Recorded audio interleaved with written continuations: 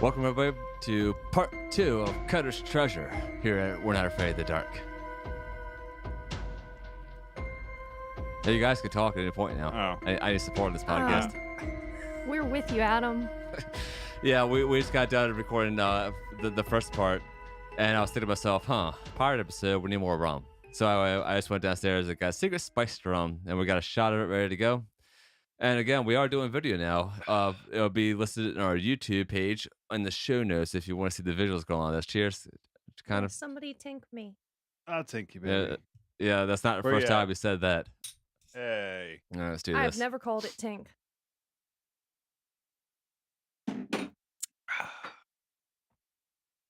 That is good. Mm-hmm. Yeah, they have good rum. Unlike that other no-name place. It was spiced rum. It's better than Captain Morgan for me. Absolutely. I don't like Captain Morgan's spice rum alone. The Midnight Society comes back to the campsite. Really excited to hear the rest of the story because they got rained out the last episode. They asked who the person was who brought the chest to Sardo. And other questions like, why was Rush the only person who could open it? And where was this cemetery? Then they do a recap of everything that happened in the first episode. Kind of it was very popular to do this in the part twos of anything in the 90s, but like even Netflix shows do that now, right? Like previously on. Yeah. Rush goes to Sardo's places, and Sardo's happy to see him. He mentions there was a ghost in the house. And that one of the illusions there took his brother. They mentions that he doesn't speak up. He's going to come back with the police. But that sort of calls blah, I think, and says like, the police don't... Wouldn't believe you. Yeah. Yeah, he As- said he as little as questioned I whether believe they you. would or not. He gives him a business card to the Wild Boar Confar. How do you pronounce that? Kofer? Yeah. I don't know. I was surprised that the kid knew how to pronounce it, honestly. I maybe one of those French Canadian things. Is like Quebec and Montreal the part of Canada that speaks French? Yeah. Yes. Okay, and yeah, I thought it was the eastern part. It's not like Alberta or anything. He says it's run by the guy who gave him the chest, and then when he shows up at this place, it's kind of like a barbershop / like Meth lab. mock pharmacy. Dr. Vink's back to cooking that It was sweetness. definitely shady looking in there. Well, Dr. Vink shows his face, so he's the one who gave Sardo the chest. And his beard looks really fake there. Like I had a conversation with Jose when I interviewed him in that book. What was his beard fake? And he's going to do me a favor, just reach out to DJ McHale for me, and we're going to find the answer to that. I said just tag me an Instagram post. Have him hook us up I with have to- DJ McHale. Yeah, I have to how mention come this he'll also. talk to him, but not us. I'm waiting on DJ McHale. I'm not going to send any messages until later in this podcast. However, I asked him if he interviewed Aaron Tager. He was interviewed on a YouTube thing a few years ago and said he got a number for him, but it didn't work. But I saw last night on Instagram another YouTube account was going to interview him, but apparently Aaron Tager, who's 85 years old now, I think, was hospitalized last night. So Yeah, hold on now. we're wishing him a speedy recovery. Just so you know, Definitely. you sang last night. This is actually going to be Yeah, this is going to air about a month from now. We're recording this on July 28th. so about 3 or 4 weeks ago. Well, I recorded the interview last night, and I saw that post last night. So this is like late July of 2018 when I'm doing this. He says he knows about his little brother, and he can help find him. But he has to understand one thing, and that's when he pulls out that nutbag line. But the character didn't say it. Right. So I guess Dr. Vic's a mind reader now? No. Who called him a nutbag? I want to say Everybody in the previous episodes did. That's kind of one of his catchphrases. Yeah. So that's why he just beats him there like, I am not a nutbag. Yeah.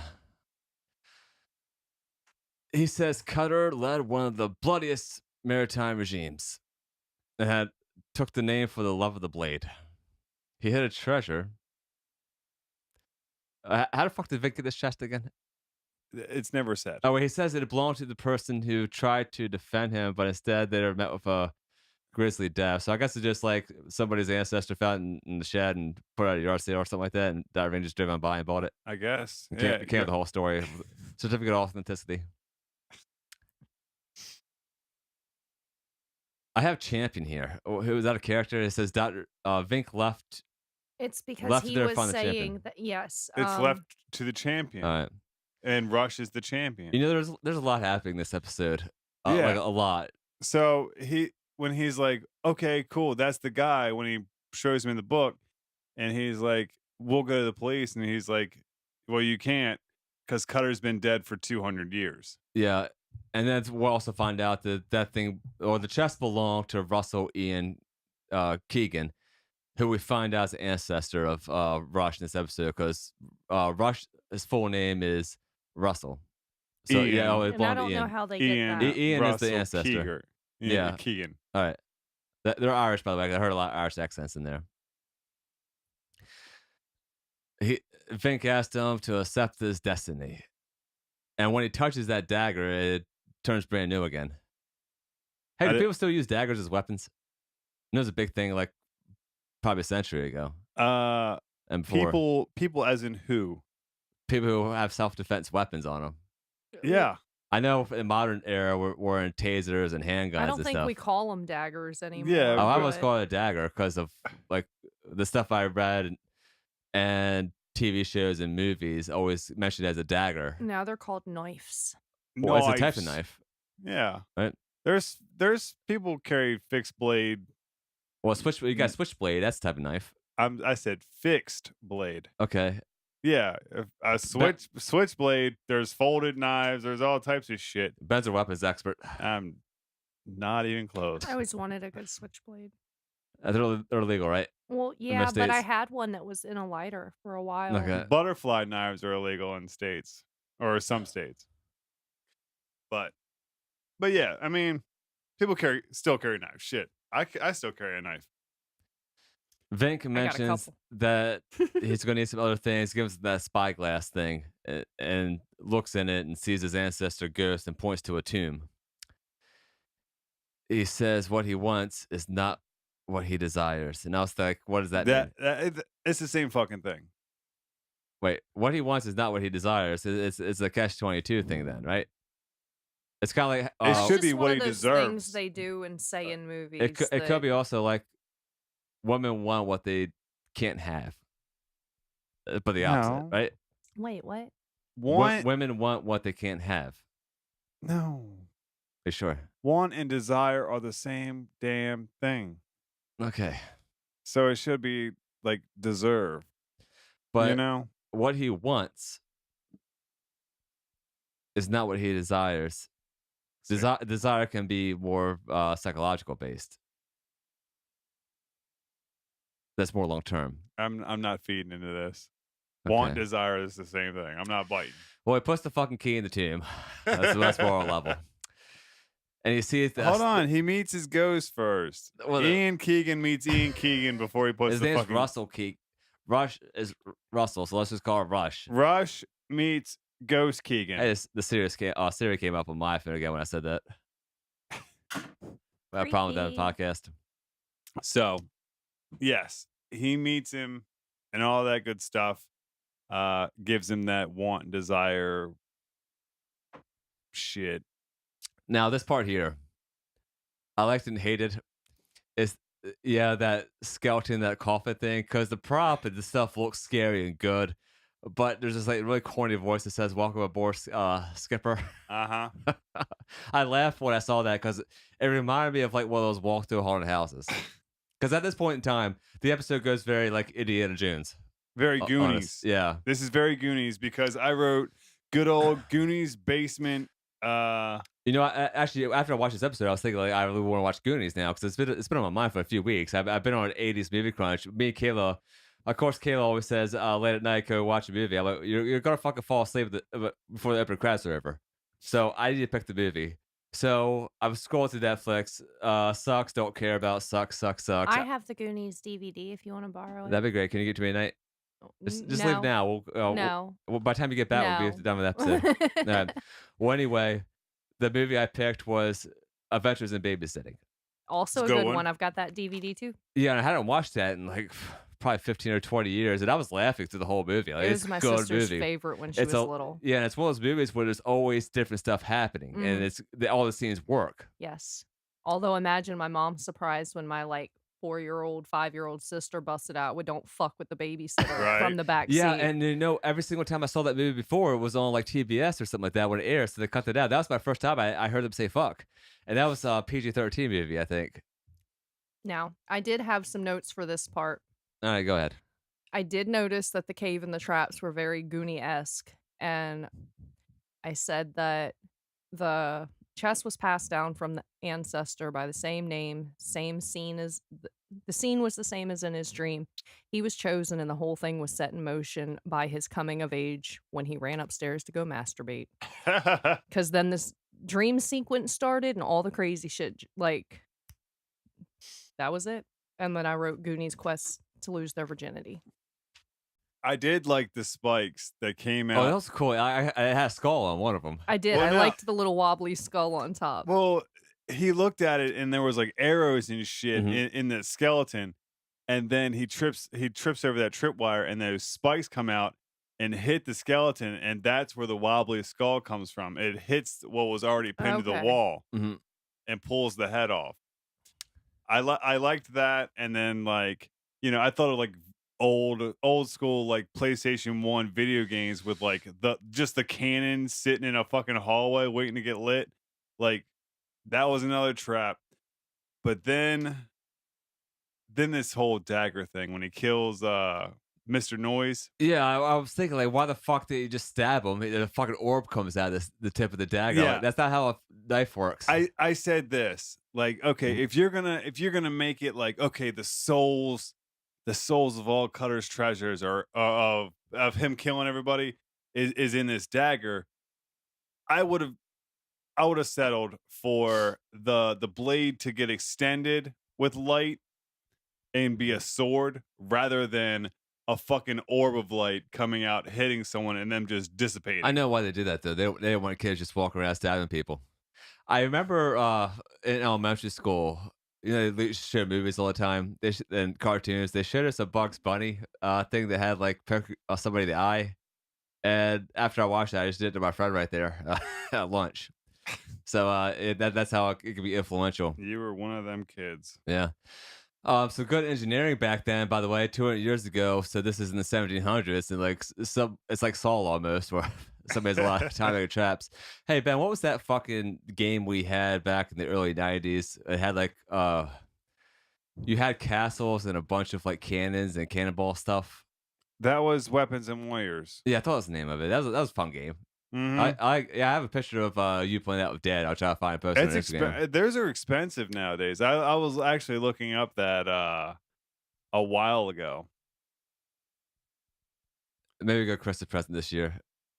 Well, you're supposed to get me Attack on Fire Mountain, Oh yeah, well, funny story that Fireball Island. Fire Island. Yeah. Yeah, the story I remember that we first heard that game, one of our friends had it. And Yeah. it's a very collectible game. I mean, it sells for like $150 Yeah. used. It goes up to like $300 in But good condition. someone was remaking it on Kickstarter, and I sent the link to you. Did that get funded? Yeah. Well, probably you didn't fund it. No, I don't remember. God damn it! I'm not getting it for Christmas. Well, the other thing I remember though is yes, it's coming this fall. God They damn it, raised Adam. $2 million on this. He was looking forward to that. I was. He's been I talking would've about fucking it paid all year. All right, I was telling about. I'll make it happen. You don't have connections, but the thing I remember from our friend having it, like it's worth a lot of money. His mom got it at a local yard sale in the mid '90s for 25 cents. Hell yeah. Yeah, so keep all your shit. That's what I tell people. He gets into this treasure room, and then I you feel see like I want Max the in like this watermelon now. Hansel and Gretel type of cage. That cage is made out of rebar. What's rebar? It's these metal bars with these little With the little tick marks on the sides, and it's to reinforce concrete. You'd know Now- if you saw it. I did the research, right? Because I was like, hold on. If this was 200 years ago, had they invented rebar yet? And the answer is No. yes. They They did? had rebar. There's evidence of rebar being used at least to the 15th century. This is why we Nice. have so many different personalities of the podcast, because I would have never fucking thought to research the construction materials of the set design. Yeah, I'm more to the logistical part because I'm very good at problem solving and things like that. Well, they got a problem now. He's got to get Max out of his fucking cage. Max gets himself out of the cage, which is the Yeah, crazy because thing. he was untying it, and then he Oh, literally that's right. stopped Shit. to have a 'Cause conversation and walked Cutter comes in away. there and starts to intimidate him. And so the kid untied himself, which led me to wonder why the hell he hadn't untied it previously anyway. Did he show like multiple skeletons of people he killed? No, Mm-mm. Because I had a note in here like, there's only one skeleton. oh, I know my note is. The skeleton in the corner is Cutter. My note here, this has been a lot of things that me and Ben watched with weapons and stunts in some of these 90s shows. You could tell they didn't have a coordinator that knew what they were doing because Cutter's sword battle skills here suck dick. And I was thinking, for someone who had the bloodiest regime of all time, this guy really sucks at killing people. I mean, he And could the have put name Cutter. he could have put this 12-year-old like beheaded in about 5 seconds. I'm assuming. You'd have thought. Yeah. But he needed to let them know that this was the battle that he's been waiting for 200 years, and he says it like 3 or 4 Mhm. times, and he like pushes the kid down, and the kid drops the knife, and Max, who's in the cage, ends up untying himself and grabbing the knife himself. Like, what the fuck? What kind of fight is this? Yeah. Well, Vink shows up out of fucking nowhere, says use the dagger, and Cutter's there intimidating him. That's when he gets tied up, right? Cutter's tied up at that point. Yes. Well, yeah, he uses the dagger, and it like throws Cutter into like a chair, and then the Evil Dead vines come and like wrap him up and stuff and like hold him there. Uh-huh. I was curious how he knew, like, when he held it up and it, like, lit up and threw Cutter into the chair and everything and How do you know it was gonna work? I was like, how did he know to do that? Why hadn't he done that, you know? Yeah. Like, But if you're walking around there with just a key, a spyglass, and a fucking knife, I would already had that knife out going into every single room. right. Not tucked in my belt. Like, what the fuck is this shit? He's coming at me with a sword. I got a knife in my hands. He didn't even try to pull a knife until Vink said, "Use the knife." Like, Yeah, and come on, dude. Yeah, like what I think back to that age, and like we grew up with some adventure stuff, and of course, like playing like Legend of Zelda, where you have like bow and arrow, sword, candle, a fucking raft, Yeah. boots, all this shit on you to use. And I was always thinking to myself, like going to like an Egyptian cave, you want a torch, you want some type of magnifying glass, a pen, some type of weapon or firearm. I mean, there's multiple things you want on you, but this guy's just walking here like, oh, But yeah, la-di-da-da-da. we were taught to use weapons fairly early. I remember being like 3, and some of my favorite toys were my toy knife and my red ribbon because I was playing Rambo. Nice. Were there girls like that down there in the South, Ashley? I was in New Jersey at that time. Okay, But no, there ain't no girls like me. that's True. why Ben's engaged to you, right? That's right. That's right. Yep. We're full of love here at We're Not Afraid of the Dark. Just like we hope our fans are full of love for us and support our I Patreon. thought you were coming to Leave us a review. What good stuff. keep He going, starts I got having one. a conversation with Cutter because he's hesitating to kill him. And even Vic says, "What's the trouble, lad?" He says, "What he wants is not what he desires." He wants him to kill him, so he just be a regarded ghost the rest of his time, right? He says it took Max to make sure where he was from. It won one last battle. The treasure is no good, but he has to guard it for life. Am I right at that point? Because I was a little lost in this line when I wrote the Okay. notes down. Pretty much no one knows where this treasure is. So All right. Cutter has no one to guard it from. That's why he stole Max to make Rush Mhm. come there. So he's trying to right. defend the treasure, and like if he kills him, then his soul's set free, which breaks the curse that his ancestor put on him. You know, here of us on the Chesapeake Bay in the Atlantic Ocean, the Mid Atlantic, there's a lot of fucking shipwrecks everywhere. Like I was looking it up earlier today, doing some research. There's like 10 million shipwrecks in the world right now. Oh, I'm Just sure. because people built boats poorly, they didn't have the engineering or bad weather, things like that. There's a treasure apparently lost off Fenwick Island, kind of close to where we live. But I'm thinking also like a few hundred years, that shit's probably fucking deep underwater by now because the erosion levels and things like that, and sea levels change. But I would like to find some fucking buried treasure, guys. I would love to find buried treasure. I was about to take up mellow detecting a I little while ago. I wanted to learn to scuba dive so that I could like check out stuff like that. I actually just saw a story a couple of days ago where they found a shipwreck somewhere off of the coast of Florida. And I guess that now the government has ruled that it belongs to or not Portugal, France, rather than the people that found it. And I felt kind of bad for them. I wouldn't tell nobody. Yeah, that's I'd maritime sell law, the though. treasure Mhm. and Depends if they're looking for an old photo album. Yeah. Which fine. It's Oh, your Navy one. it's my Navy one. How the hell did I open What? this one? Because I have a Let bunch me of family see. photo albums from the 80s and 90s, and down there I mean to scan. We'll take that with you. Okay. I mean, it's yours. Yeah. And I'm pretty sure everything in there we already have a digital file of. I saw Yeah. you a bill like 2005, 2006. Yeah. I went on digital photography in like 2004. I think I got my first like real digital camera. I just saw that it said U.S. Navy on it. It's like, oh, what's in here? Yeah. And then it was all fucking pictures of me and shit. Well, it says Do It you want breaks these the- patches in your box? Rush breaks the daggers. And Cutter's like, I'll crush you all. And then the place starts caving in. Vink just up and disappears. Oh, yeah. Because, of course, he has this vanishing act happening. The place starts caving in, but they escape via a ladder. And that's when they run into the ghost of their ancestor, Ian. He calls him his grandson, but this ancestor would have been like 6 greats in 200-year time span. Your generation is usually like 30 Something like that. years. Yeah. Probably, yeah.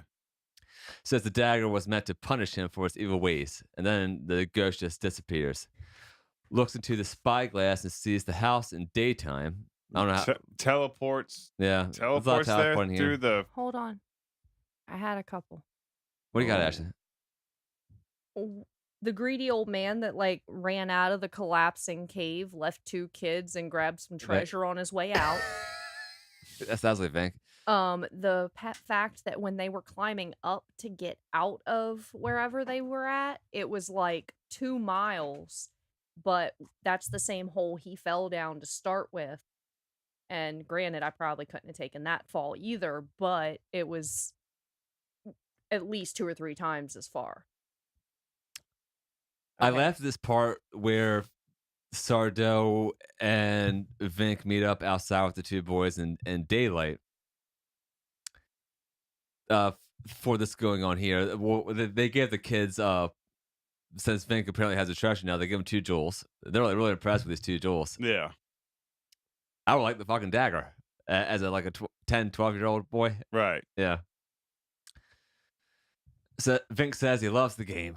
Sardo, starts arguing with Vink, and Sardo pushes him out of the way to try to make a deal. Their parents show up, and I'm thinking to myself, like, the costumes that these 2 actors wear, Dr. Vink and Sardo, like, Sardo looks like a gypsy. Yeah, yeah. Oh, I can't use that word anymore. I heard it's offensive in some countries. Really? Yeah. Everything's offensive now. Say gypsy. Vink is wearing this like 18th, 19th century vest with like a chain going on. I'm thinking to myself, the parents are showing up here. These 2 guys that just came from a costume party in the daylight. What were they thinking? And how did Vink and Sardo get there? They didn't take an Uber, obviously, because of the decade. They probably didn't take a taxi. We saw Vink driving a cab at one point, so maybe that was it. Got one of his cabbies come and get him. I do want to say that the way those 2 characters like interacted on like together, I wish that they would have done that more often. Oh yeah, Sardo's in a few more episodes, by the way. I think like 4 more. And yeah, these are 2 of the most memorable characters already. Afraid of the Dark. I wish they would have done more with them in the later series. It could have been planned. Actually, Ben, what we need to find out we gotta find someone who works on the show for this. Is what episodes of Are You Afraid of the Dark were written but rejected? Because that'd be interesting. Yeah. Probably get hold of some of these writers. The two parents show up, and then they promise to not tell them. And Gary says they never told anybody because someone may go looking for the treasure. And they find the ghost of the pirate captain, Evil Cutter. Final thoughts, everybody. I thought it was a pretty good episode. High production values, high Yeah. acting. Yes. Yeah, a few little things in the writing, acting phenomenal. You could tell these people love being in this episode. I mean, and it looks like a fun episode. There's and the cinematography also, like the way the camera angles changed and the editing. I mean, it looks like a movie almost. And Yeah. I think that's where they were going with this. That's why this is a double parter. I mean, you could tell like they took a lot of pride in making this. I- So far, this is the top episode of season 4. Yeah. First episode of season 4. But no, I did enjoy it. I mean, like, yeah, sure. Like some of it, okay, they could have elaborated more. But the thing is, when you watch these 2 episodes, they go by really fucking fast. Yeah, you know, I Like watched. there's so much going Mhm. on that like when that rain happens, you're like, oh fuck, it's been 20, 25 minutes already. And like it's ending, but so much happened in that short period of time that like, oh well fuck, you feel like you're in the rainstorm with them, you know, like and the set part 2 or whatever, like I know I was like, you know what, do you want to do 2 episodes? Do you want to make one big one or what? But I mean like Well, actually, our podcast episodes usually range between 40 minutes to about an hour and 10 minutes. damn, son. Yeah, and the Cutter's Treasure after I edit is probably gonna be like, I don't know, 32 minutes. We're at 27 minutes and recording this podcast right now, so this is almost like a whole episode. Right. I don't know how we're gonna do on Renegade Virus and Quiet Librarian, but the reason we usually have longer episodes is because either the episodes suck dick and we just talk about different shit, like in the Film Police episode, Yeah. or we're just bugging on everything. And I couldn't bug on everything in this episode. Right? I'm with you there. Hell, There wasn't a lot to tear apart, really. I'll let you know this Renegade Virus. I'm not a huge fan of it. I hate it. I didn't I think it have, was. but I have 4 fucking things on this. Yeah, I have a couple of notes for Virus. All right, cool. The next one, I we'll got get there. nothing. Although I'm also thinking after we're done Are You Afraid of the Dark, this podcast, maybe we need to pick a show we actually just hate. And just so we can rip on it the whole damn time. I'm trying to think of what I really hated in the 90s. I'll get a lot of heat from this. Friends. It's a terrible fucking show. It's I- boring. You'll get it from her. The jokes are sucked. My girlfriend likes it. I'm gonna be honest, like I didn't watch it when it was on. I didn't care for it, but like I don't mind watching the reruns. I think it's pretty funny. What shows did you guys hate in the 90s? Oh, most of them. Really? I mean, there were good ones. I don't know. I spent most of my time trying to get out of the house. I gotta say, there is some Nickelodeon ones that I was not a fan of. Please Fucking, don't say we Don't can't do that say too much. Alex Mack. no. Like Angry Beavers. Yeah, that's not Cat that Dog? great. Eh. Yeah, I Cat di- Dog was dumb. I didn't like either of them. Nickelodeon took a turn. So I mean, Yeah, we'll say the golden age was like 1984, 85 with You Can Know Television that launched the network basically in the heyday to about 95, 96. Maybe parts of 97. I think Hey Arnold was like the last like and see, Hey Arnold, It like was okay. I wasn't a fan of Hey Arnold either. yeah, I never got down that because I hit puberty right when that show came out, so I was out of the Nickelodeon days by then. I'm just looking at right now some shows that were on 1994 Nickelodeon. Oh, Alex Mack. Allergy's Window. What the fuck is this show?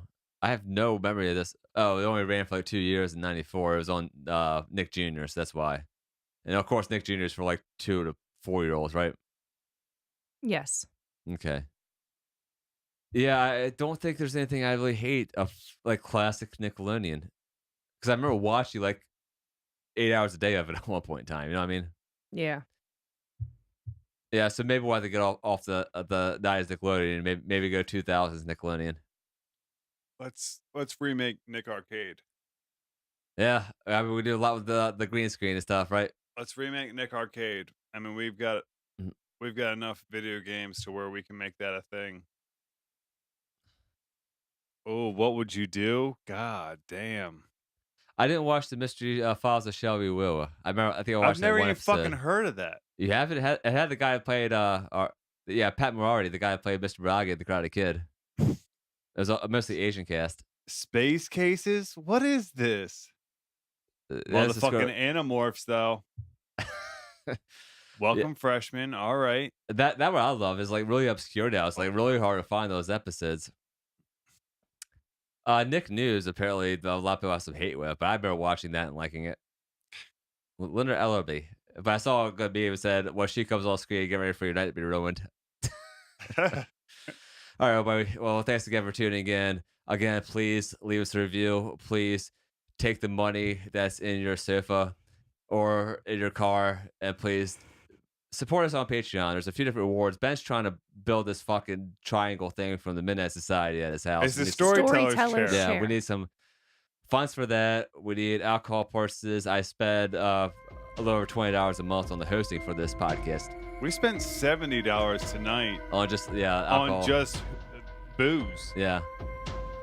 Well, all links are in the show notes, and we're gonna see everybody next week, hopefully. For wait, what's number 3? Renegade virus. Oh yeah. See you then. Bye.